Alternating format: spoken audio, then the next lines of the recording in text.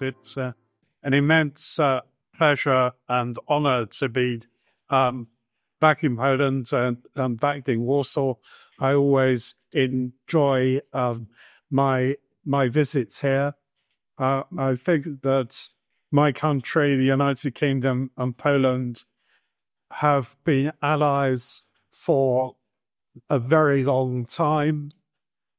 Without Polish help, we wouldn't have seen off Hitler. We won't ever forget that. And today, the United Kingdom and Poland are forced once again, I think, to stand in solidarity. And so this is an auspicious or perhaps an inauspicious moment that I'm coming to talk to you about no less a topic than post-liberalism. And what I'm going to try to articulate is the way that post-liberalism is understood by and large in Britain. And I think that the deviation between our way of understanding it and the sort of the American kind of conservative Republican way of understanding post-liberalism, the gap between those two ways of understanding post-liberalism has increased. We're certainly not in favor of the kind of authoritarian come libertarianism that seems to be emerging under Donald Trump at the moment. But I suppose what we do share in common with American post-liberals is the sense that liberalism is in crisis, and it can't simply be restored as liberalism and nothing else. It needs a kind of supplement that is more than liberalism if what is positive in liberalism is going to survive. So in this lecture, I'll try and talk about why I think liberalism is in extreme crisis and what I think might be the remedies to that crisis. Liberalism was invented in the 17th century West in the course of what historians have long since come to call a general crisis. Today, we seem to be facing another and more global general crisis as we enter a new era that can, in one sense, be considered to be post-liberal, since popular forces are effectively rejecting the upshots of both extreme economic liberalism and extreme cultural liberalism. In fact, the first general crisis back in the 17th century was already global to the extent that in Russia and the Far East, there also arose significant new socio-political tensions. Everywhere there were damaging climatic impacts of the Little Ice Age. In Russia, as in the West, there was a crisis of religious identity to do with the protests of the old believers in the case of Russia. In the Far East, as in the West, to a degree, something like a more alienated state formation was overriding inherited feudal structures. But only in the West was the crisis consummate and epochal. In contrast to Russia, the shared religious settlement of Christendom broke down altogether. It was no longer possible, in consequence, to base the international order, or even often the internal national order, upon a shared social consensus, a common symbolic vision as to the nature of reality. As a result, the switch to state formations was, in the Latin West, both more conscious and more extreme. Where in the Far East, something like the feudal absolutism of an ultimately state-directed economy and social order took hold. In the West, the new monopolization of coercive power by a state standing over against society went hand in hand with a new individualism and a tendency to abolish all mediating structures between those two poles. So part of this new situation was that government became something professionalized. We see this most clearly in thinkers like Grotius, Hobbes, and Pufendorf. They invented something novel in the course of universal history. They saw that it was no longer possible to base political legitimacy upon a social consensus as to truth, in which case we have to take the counterintuitive course of trying to distill order from inherent disorder, or from the self-interest and the natural fears of what are taken to be inherently isolated individuals. Order is no longer substantive, based upon a common consensus as to the nature of the truly good life, but now formal, based upon an uneasy pact or contract to respect each other's rights over one's own person or property. This is then no longer a politics of the integral embodied soul, nor a politics of soul shaping, but a politics of the control of a material order by the arbitrarily choosing will, whether the will of the individual or the will of the state. All this is in stark contrast to the nature of all civilizational order up till the 17th century, ever since the era of tribes. From ancient Egypt onwards, order had been based upon some kind of soul shaping, whereby in a spiral process, a ritually based polity seeks to educate people into virtue, and the education into virtue seeks in turn to ensure a virtuous exercise of rule. In the later so-called axial era of the Hebrew prophets, Socrates, Confucius, and the Buddha, the vision of virtue came to be based upon something regarded as more transcendent and universal. Precisely for this reason, the civilization, often comprising diverse nations, is much older than the state, and still more older than the nation-state.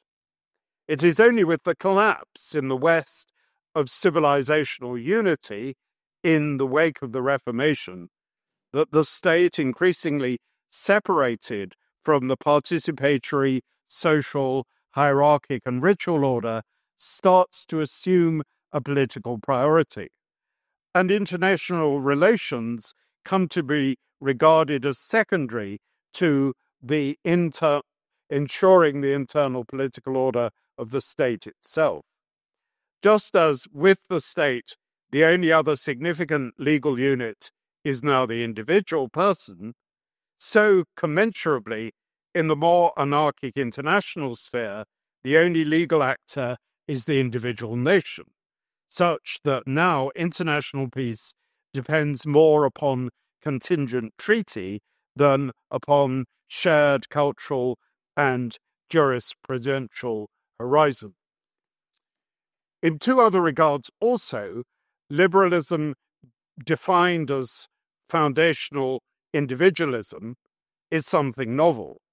First, it no longer sees the polity as a kind of community of communities, or a body of subordinate bodies, encompassing subordinate bodies, whose relatively independent existence it assumes.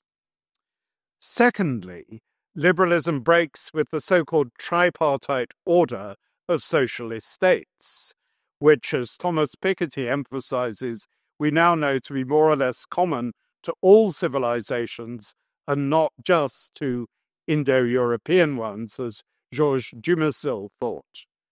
According to this tripartition, there is, roughly speaking, a priestly or knowledge class which guides the society, and then a ruling and military class which protects it, and finally a labouring class which supplies it with its wants and luxuries. As we see in the case of the Indian caste system, often a fourth mercantile class was placed between the ruling and the labouring one. Despite the prodigious vision of Hobbes, which was in any case regarded as aberrant at the time, the full achievement of an unalloyed monopolization of sovereignty, along with the abolition of privileged, rule-sharing corporate bodies below the level of the state, and the abolition of the tripartite rule of estates, only really arrived with the French Revolution. The critics of that event, like Joseph de Maistre and Edmund Burke, basically suggested that just for this reason, the revolution was going against our social nature and attempting a kind of impossible anti-politics, a historical shift that cannot really eventuate precisely as intended. As we shall see, this claim that liberal politics tends to disembed the political state from a natural social order proved by no means exclusive to a reactionary politics, or to be only the insight of the political right rather than the political left. It might be better to think of it as the first post-liberal insight, the first post-liberal questioning of the historical inevitability or even the possibility of a purely liberal social settlement. Yet, surely one can already interject at this point that the liberal order that resulted from the 17th century general crisis has proved not only very perdurable, but also uniquely successful.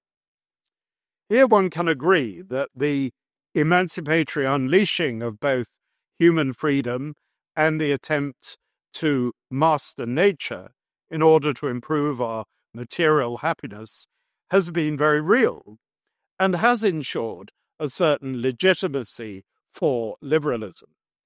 Nonetheless, the post-liberal thinker tends to claim that the very success of liberalism has also proved its eventual undoing. If, in fact, the Hobbesian vision is based upon a lie, and there is no state of nature that is the war of all against all, but there are always already groups of belonging and guidance by various recognized shamans of one sort or another, then at the core of liberalism resides a tendency to render its founding fiction, after all, real, and to turn theoretical lives into lived lies within historical reality. For nothing guarantees that the fearful or self-seeking individual will not calculate that he can safely violate public order, and nothing guarantees that the guardians of that order will not exercise an oligarchic tyranny in the name of keeping a supposedly disinterested formal peace. Those processes within states are all the more compounded within the inherently anarchic international sphere. In our own day, this self-deconstruction of liberalism seems to be occurring more and more in many different ways.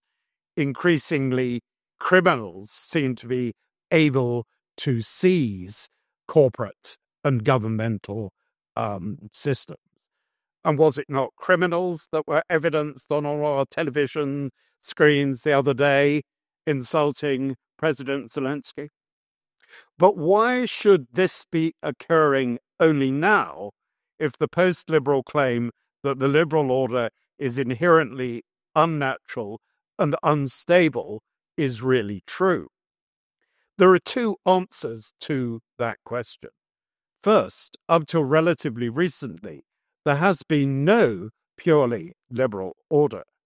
Instead, we have to say that up till a very recent yesterday, the Middle Ages had never really gone away. The bondings and rootedness supplied by religion, by ancestral and extended families, by the habits of place, and the solidarities of manual and professional work all remained significantly in place. To this degree, liberalism has mostly remained a qualified, embedded liberalism, to such a degree that this century's attempt to disembed it entirely are met with an immediate popular fury and appeal to what the populace regards as their given and immemorial way of life. Secondly, and just as importantly, this is, after all, as already indicated, by no means the first post-liberal moment in history.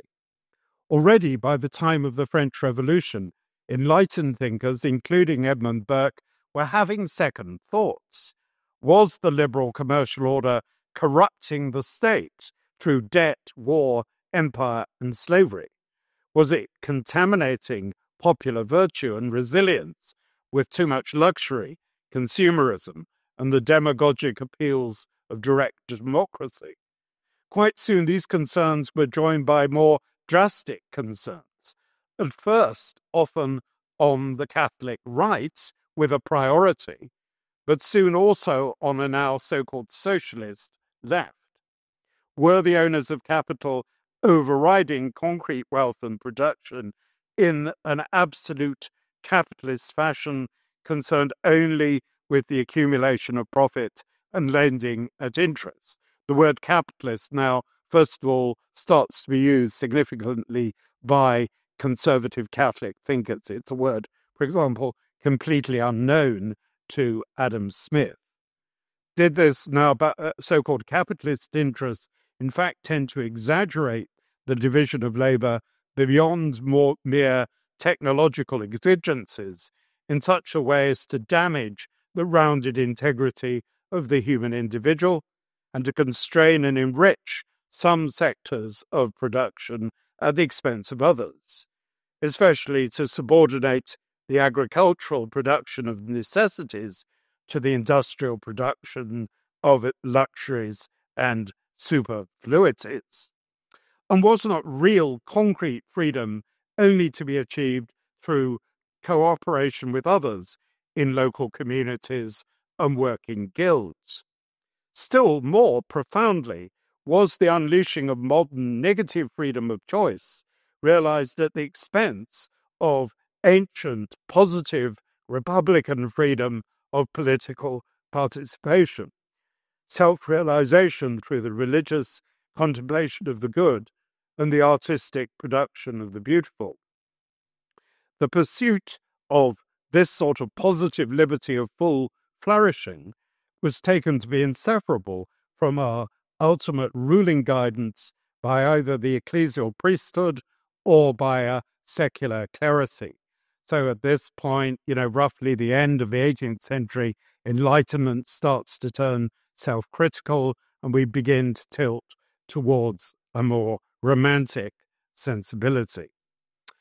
In point of fact, it's striking that when a much more explicit and atheistic rationalism prevailed in the 19th century, beyond anything known to the 18th, with the arrival of Auguste Comte and his doctrine of positivism, it deserts liberalism altogether for a kind of secular parody and reworking of the hierarchical tripartite order that I've already described. Rational scientists are now the ultimate directors of governance instead of the old shamans who were the priests. To a degree, indeed, this positivist vision was then melded with a liberal one, as in the case of later French republicanism, but also of John Stuart Mill in England, who was overwhelmingly a Comtean. What one has here is a kind of tacit liberal concession that de Maistre was partially correct, that a liberal order is indeed impossible, and that in reality a putatively formal political order is really guided by a substantive claim to objective knowledge, which should therefore always prevail. Now, we've seen a really good illustration of this in our own day, because it's just a further extension of this kind of positivist, scientific mutation of liberalism in the case of the handling of the COVID pandemic that tended immediately to invite popular suspicion and rejection, often in the name of democracy and real liberty. In the course of the 19th century, both on the right and on the left, one had more broadly two sorts of post-liberal attempts to qualify liberalism. First, the current that came eventually to be identified as social democracy, which typically assumes a kind of dual social ontology. There is, on the one hand, the relatively anarchic and amoral or merely utilitarian sphere of the market. And on the other hand, there's the more ethical and deliberative sphere of government that's concerned with rights, human sympathy, and sometimes human duty, in an extension of Adam Smith's contrast of the economic realm of expediency with the sympathetic and political realm of justice, as he understood it. In a somewhat contradictory fashion, there is supposed to be a kind of moral taming of the inherently ethically untamable, or a kind of compromise between the ethical and the unethical, or else between the incommensurate moral values of public utility on the one hand and private right on the other hand. Rather implausibly, Hegel tried to show how this could be regularly achieved by an intermediary administrative class itself operating out of financial self-interest rather than the direct exercise of virtue. The other historic post-liberal current is more radical, especially exemplified by mutualist socialists like Pierre-Joseph Proudhon, and by the entire evolution of Catholic social teaching during the 19th century. Instead of merely deploying public capital to qualify private capital, or redistribution and education to qualify the alienating effects of the division of labor, this current sought to distribute capital and ownership themselves more widely, and to reverse the machine-human relationship to favor the single individual or group of individuals performing many tasks in smaller workshops, rather than allowing the interests of unregulated capital to spread ever further the division of labor with its damaging effects on human integral identity and creativity. This current also sought at once to extend economic democracy within businesses and to grant external political representation to working associations, besides territorial units, in the tradition of pluralism and of corporatism regarding sovereignty that stretches back to the 17th century German Calvinist political theorist Johannes Althusius. Compared with the mature Marx's attempt to abolish capital and property altogether, and to combine a pure individualism of use with a fully automated division of labor, this current of thinking might appear to us to be at once more realistic, more radical, more humane, and more hopeful. Up till the early 1970s, both these 19th century political post-liberal currents, which I'm deliberately not trying to see primarily in terms of right and left, both these currents were not only alive, but eventually dominant. Social democracy came to the fore in the American New Deal and the European post-war years. But fascism, other Latin authoritarian conservatisms in Iberia and South America, some parts of the left, including Durkheim and Mauss, and Catholic social teaching kept alive in both theory and practice the alternative, more corporatist vision that sought to infuse the economic itself with the ethical and the political. And despite the oppressive and vertical fascist variants of this tendency, the social democratic settlements themselves, as theorists like Michael Lind are now stressing so strongly, the settlements themselves after 1945 and the American New Deal significantly included a more horizontal mode of corporatist collaboration between government, business, unions, and religious and cultural organizations at a level of governance beneath the formally representative one. These settlements were much more corporatist than most people realize. Just as sort of preventing communism taking over, there was, a strong insistence on welfare. So also the sense was that to stop fascism happening again, you had actually to borrow something from them, that you had to have a more pluralist and non-authoritarian version of corporatist governance. In other words, it wasn't just a matter of individuals voting for a government, not just a matter of liberal democracy, but also very deliberately the idea that we're in these working groups and territorial groups, and they have to form continuous alliance with each other. And that, in fact, without their feedback to government, you don't really have democracy, because this is limited to sort of formal voting once every 5 years.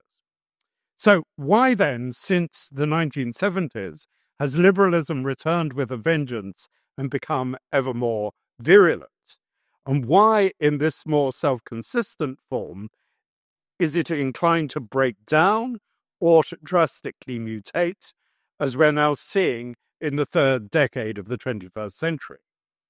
In answer to the second question, to go a weird way round, what one can suggest here in a schematic but crucial way is that liberalism inherently involves a series of separations between different social aspects that have to be kept artificially apart in terms of a purely formal procedural order, and yet which remain in tension with each other and ultimately can't be kept apart from each other at all.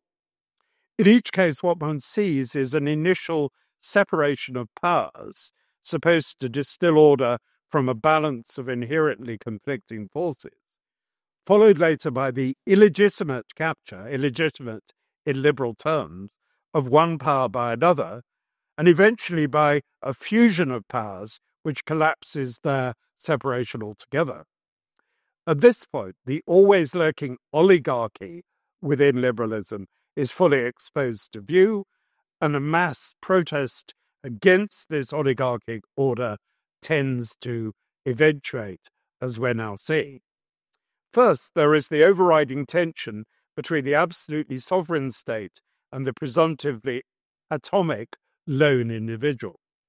Does the contract between such individuals really precede the state in time, or must the state already be in place for any contract to be arrived at?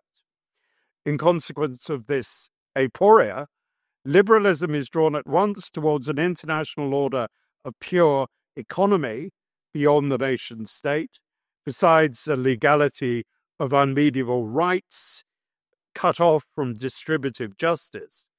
And yet it's equally drawn towards a tyrannic trumping of all rights through the exercise of state surveillance, albeit at times in the claimed interest of sustaining the non-interference of one person with another.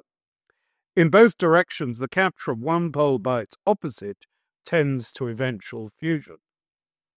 Partially to resolve this aporia, the Scottish 18th century social theorists suggested the mediations of market economy and social sympathy, acting as twin solvents between the state and the individual.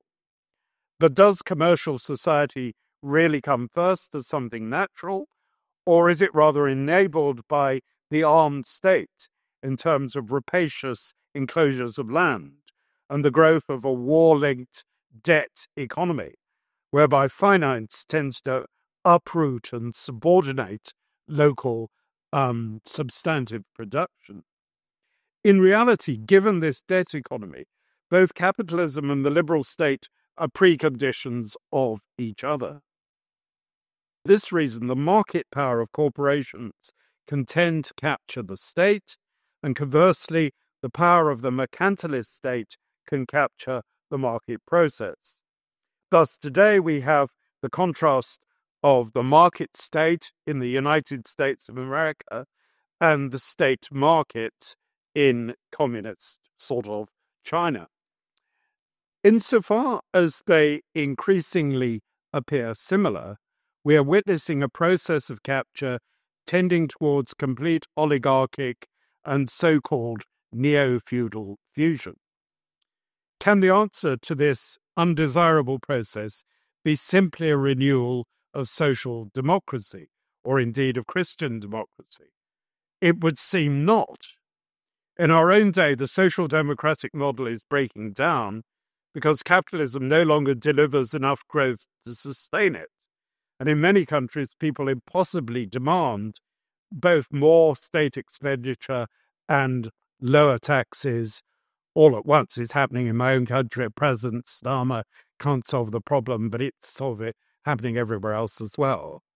Meanwhile, the intensified financialization of capitalism outruns attempts of the political limiting of inequality, even in a country like Sweden.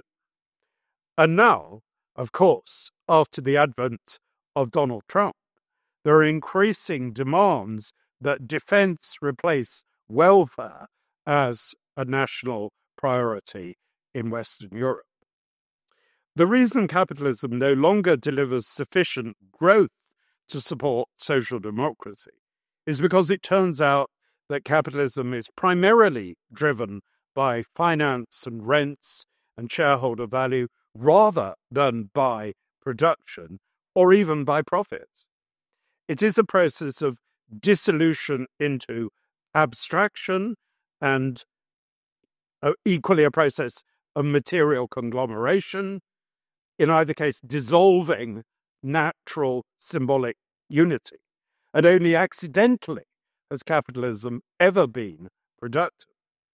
Capitalism would ultimately rather lapse into its neo-feudal essence than return to the 20th century cycles of respectively favoring Keynesian demand or Hayekian supply in inevitable and contradictory oscillation, as in fact Marxists have correctly divulged.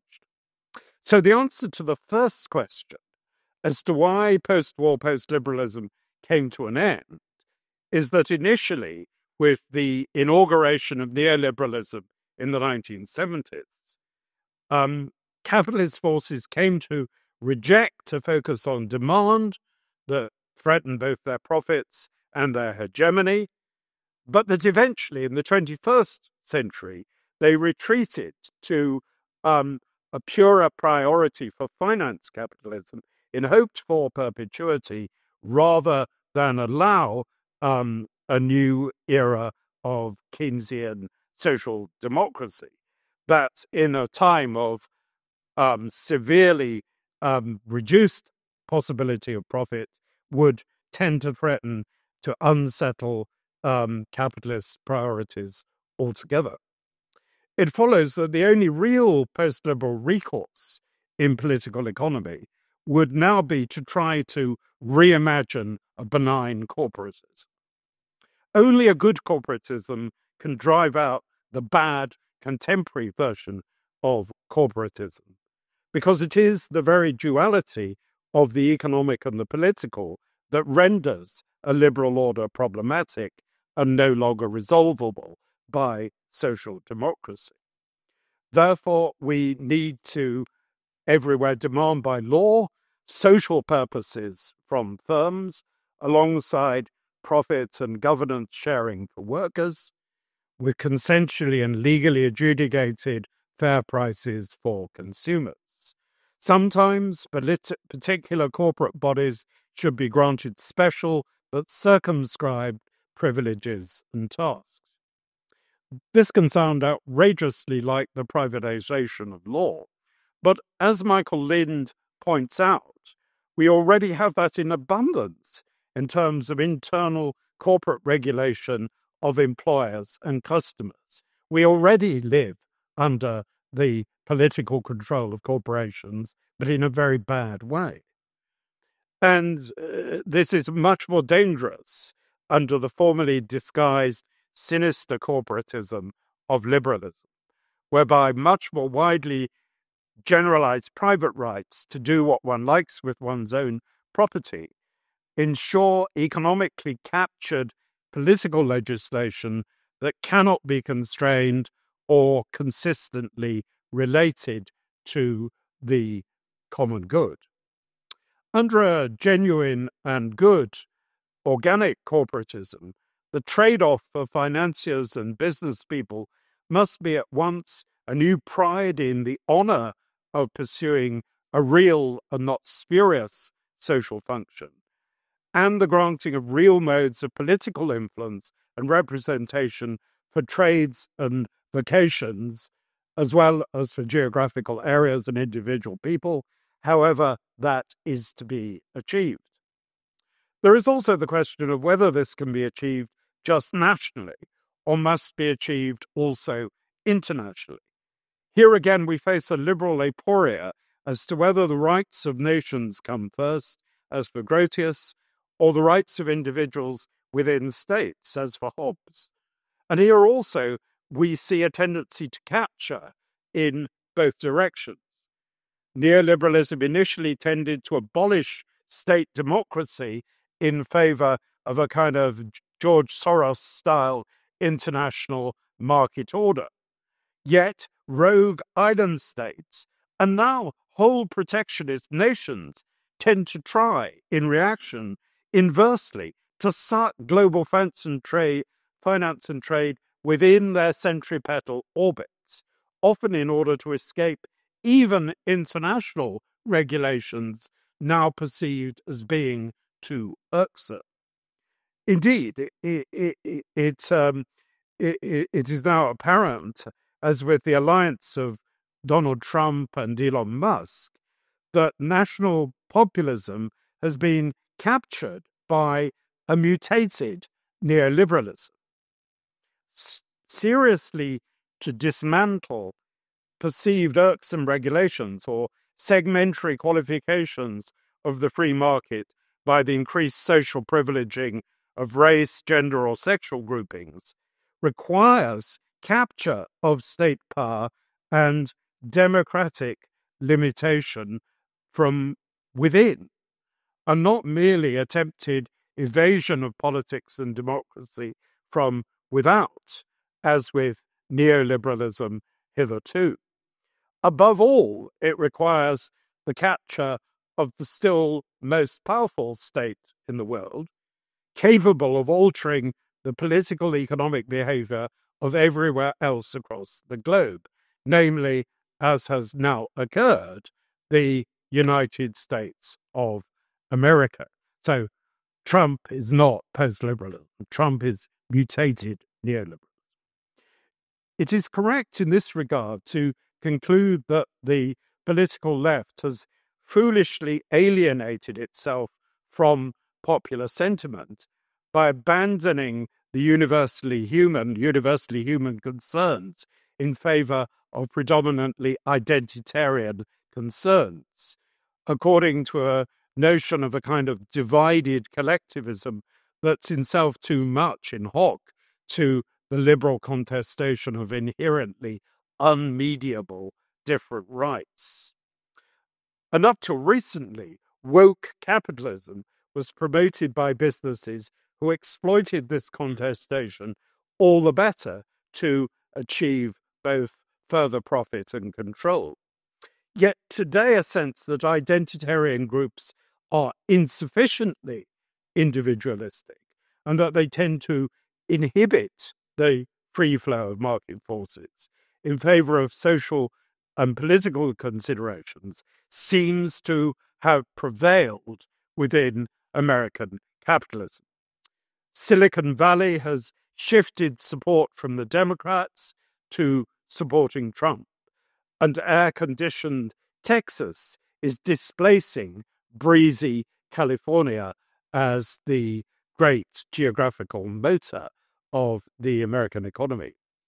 At the more sinister end of this shift, and perhaps lurking only just beneath its surface, the belief that unmitigated competition is rooted in nature herself is seeing the return of outright neo-pagan scientific racism and justifications of female subordination in a really frightening way. I think only yesterday Musk complained that the trouble with Western civilization is that it had too strong a sense of empathy and sympathy. In other words, it's too Christian. All of this means that while we may have entered a period of post-liberal crisis of hitherto normative liberalism, the new typical fusions of national populism with neoliberalism, of external tariffs with internal deregulation of the economy, do not at all represent a genuine new post-liberal substantive order. So that's the substance of the argument between so-called American and so-called British post-liberalism. How could a post-liberal order nonetheless come about?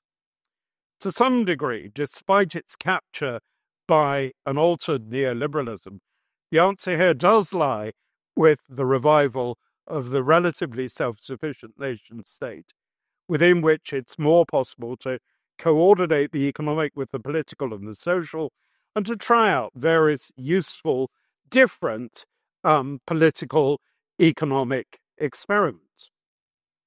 But this invocation of subsidiarity must apply also within states, implying a more distributed and plural exercise of sovereignty. The same primacy of the associative, relational, and communitarian which that principle of subsidiarity assumes demands also some federal sharing of sovereignty beyond the state level, something that is in any case necessary in order realistically to combat the exponential reach and growth of the economic corporation, often backed up by gigantic civilization states.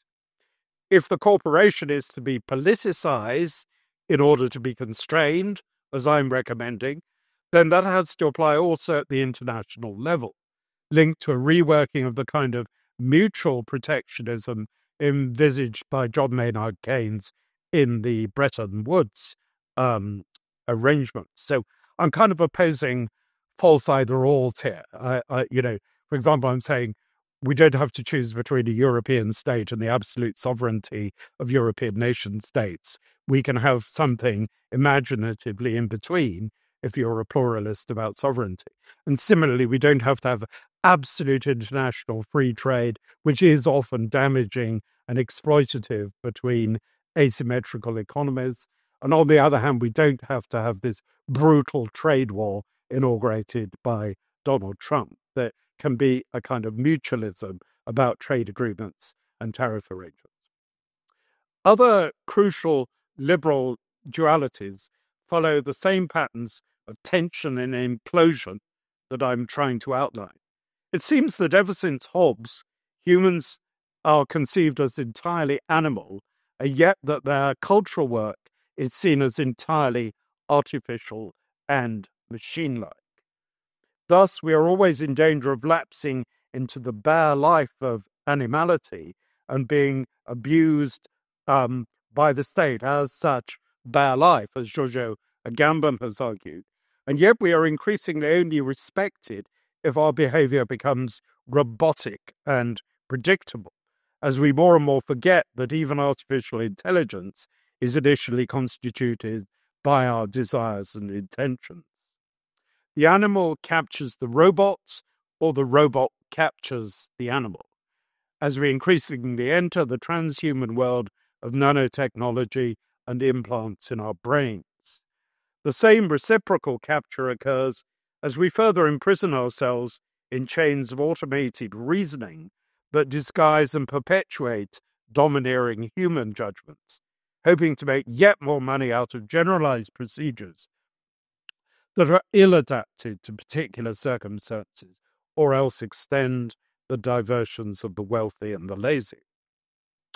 Similarly, our culture is caught between a left liberal demand that we prioritize nature over the human, and a right liberal demand that we prioritize a future artificial Superman over the human, in the last analysis, leaving a wrecked planet for the wonders of Mars and so forth. Between the animal and the robot, the embodied human creature who somehow naturally wills and judges the objectively true, good, and beautiful is lost sight of.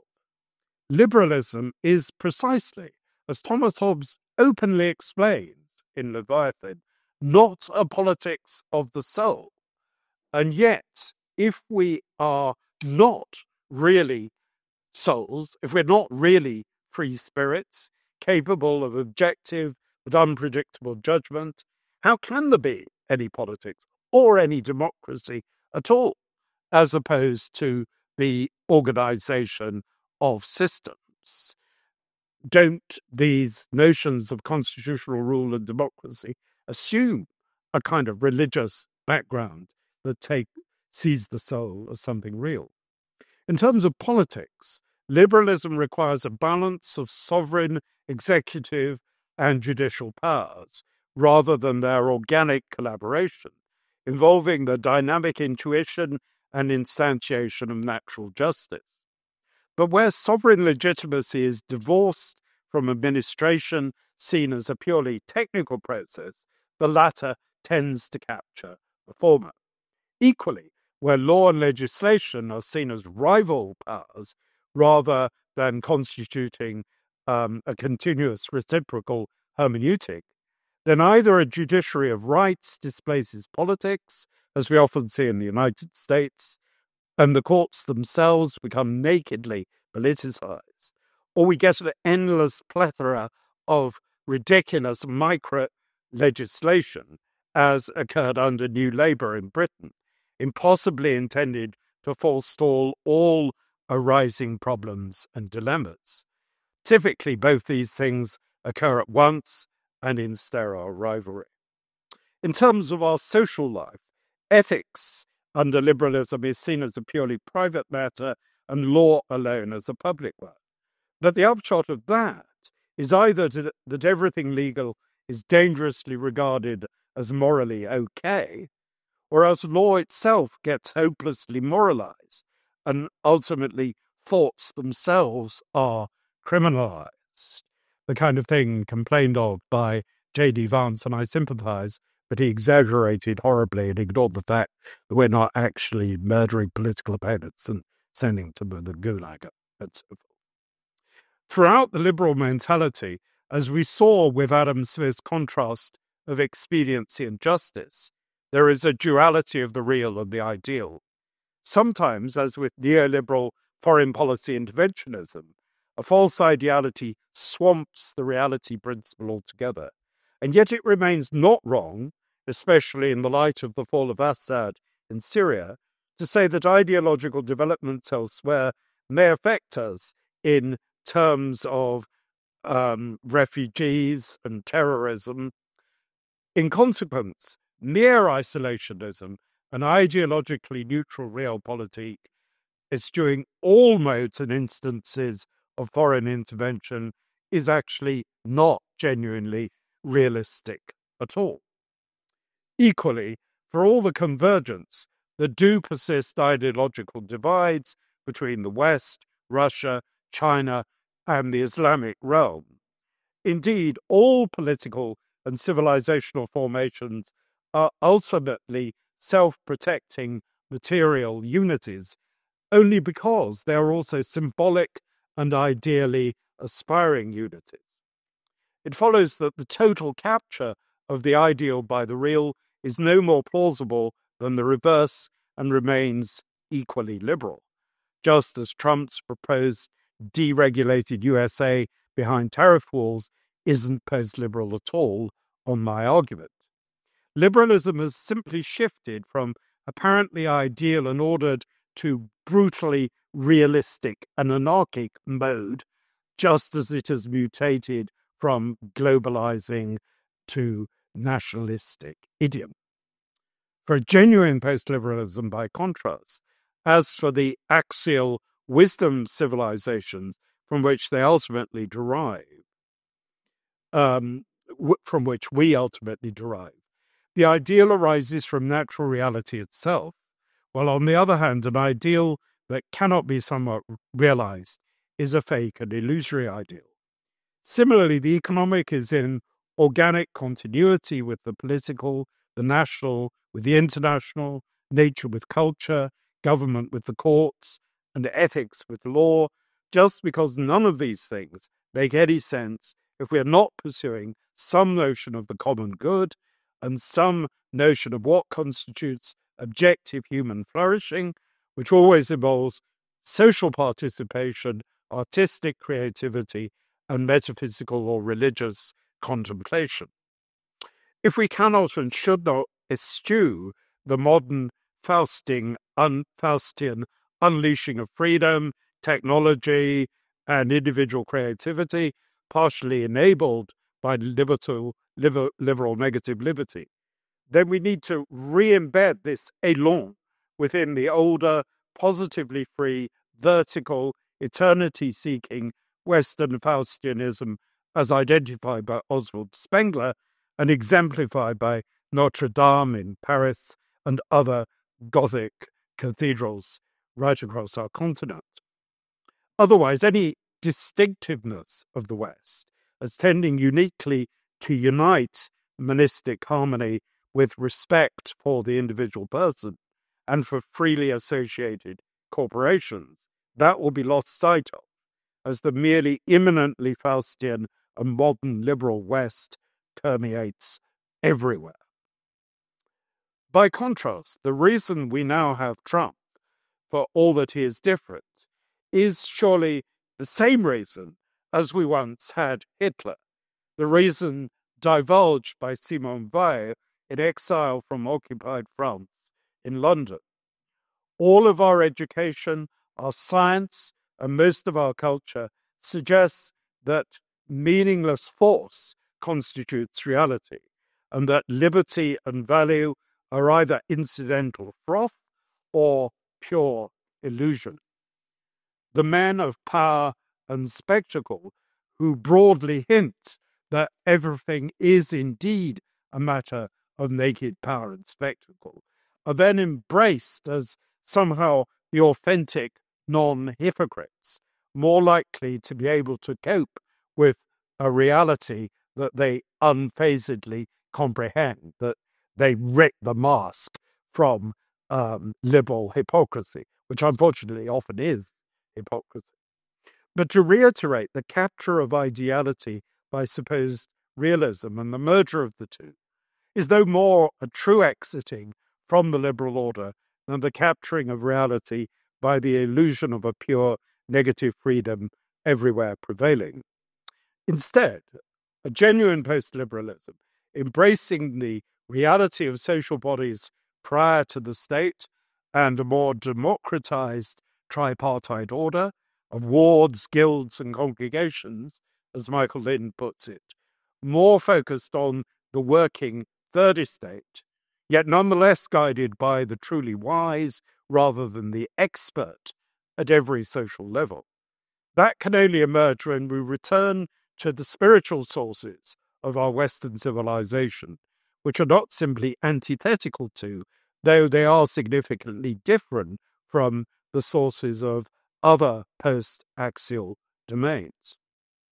The solution to the first general crisis has therefore run its course, and the attempt to substitute formalities and formal barriers for the real political work of psychic shaping under a shared common vision, all that has failed. Just as no corporatism and no tripartition are naturally impossible, the abolishing of the two is impossible. Equally, doing without hierarchy altogether is impossible if any socio-political order is to be achieved. Indeed, Karl Marx himself acknowledges that in several passages.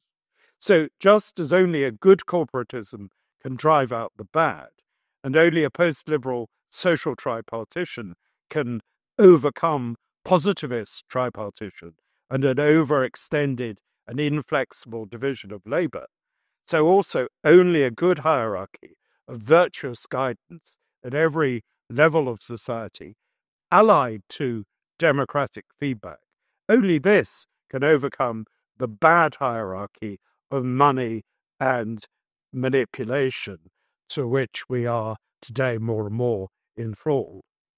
Therefore, once more, whether we're on the right or the left of politics, if these categories even mean anything any longer, we have to return to the revisionary work that sought for an alternatively modern version of the perennial politics of virtue.